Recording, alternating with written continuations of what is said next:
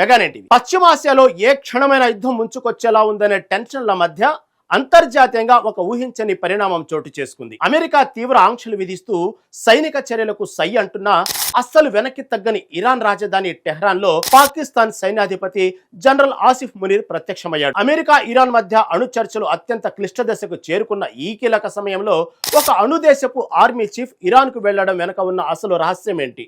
Washington వర్గాల్లో ఈ పర్యటన ఎలాంటి ప్రకంపనలు సృష్టిస్తుంది? ఇరాన్ అణు కార్యక్రమానికి పాకిస్తాన్ ఏమైనా సాయం చేయబోతుందా, లేక అమెరికా పంపిన రాయబారిగా ఆసిఫ్ మునీర్ ఇక్కడ శాంతి చర్చలు జరుపుతున్నారా? Let's watch.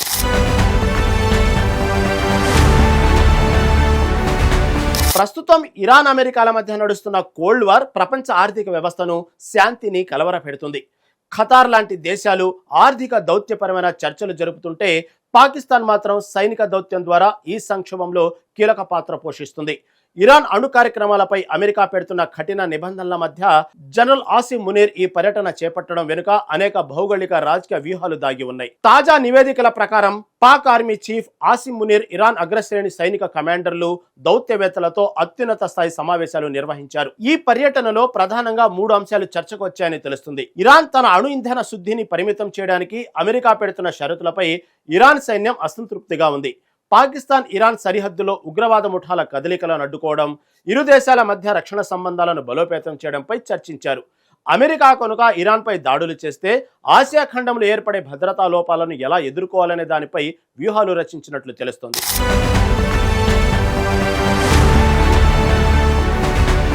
ఈ పర్యటనను అమెరికా ఎందుకు ఇంత నిశ్చితంగా గమనిస్తోంది అంటే, పాకిస్తాన్ ఇరాన్ దేశాల మధ్య అణు చరిత్రలో ఒక పాత కనెక్షన్ ఉంది.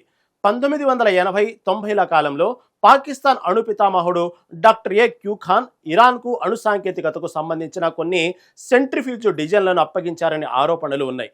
ఇప్పుడు మళ్ళీ ఇరాన్ అణు సంక్షోభంలో ఉన్నప్పుడు ఒక అణు సామర్థ్యం ఉన్న పాకిస్తాన్ దేశపు సైన్యాధిపతి టెహ్రాన్లో పర్యటించడం వెనుక ఇరాన్ ఏమైనా కొత్త టెక్నాలజీ సాయం కోరుతుందా అనే అనుమానాలు అమెరికా ఇంటెలిజెన్స్ వర్గాల్లో రేకెత్తిస్తున్నాయి. అయితే పాకిస్తాన్ మాత్రం తాము కేవలం శాంతి స్థాపన కోసమే మధ్యవర్తిత్వం వహిస్తున్నామని చెబుతోంది. మరోవైపు అంతర్జాతీయ విశ్లేషకులు ఒక ఆసక్తికరమైన వాదనను తెరపైకి తెస్తున్నారు. డొనాల్డ్ ట్రంప్ అడ్మినిస్ట్రేషన్ కు పాకిస్తాన్ ఆర్మీకి మధ్య బలమైన సంబంధాలు ఉన్నాయి. అమెరికా నేరుగా ఇరాన్ తో మాట్లాడలేని పరిస్థితుల్లో పాకిస్తాన్ ఆర్మీ చీఫ్ ద్వారా తన సందేశాన్ని టెహ్రాన్ కు పంపించి ఉండవచ్చని భావిస్తున్నారు. ఇరాన్ కనుక అణు చర్చల్లో వెనక్కి తగ్గి హర్ముజ్ జలసంధిని పూర్తిగా తెరిస్తే అమెరికా విధించిన కొన్ని ఆర్థిక ఆంక్షలను సడలించడానికి ట్రంప్ సిద్ధంగా ఉన్నారనే లీక్ ను మోసుకొని ఆసిఫ్ మునీర్ టెహ్రాన్ వెళ్లారని వాషింగ్టన్ టాక్. అంటే ఇక్కడ పాకిస్తాన్ ఒక రకమైన బ్యాక్ ఛానల్ డిప్లొమసీ నడుపుతుంది.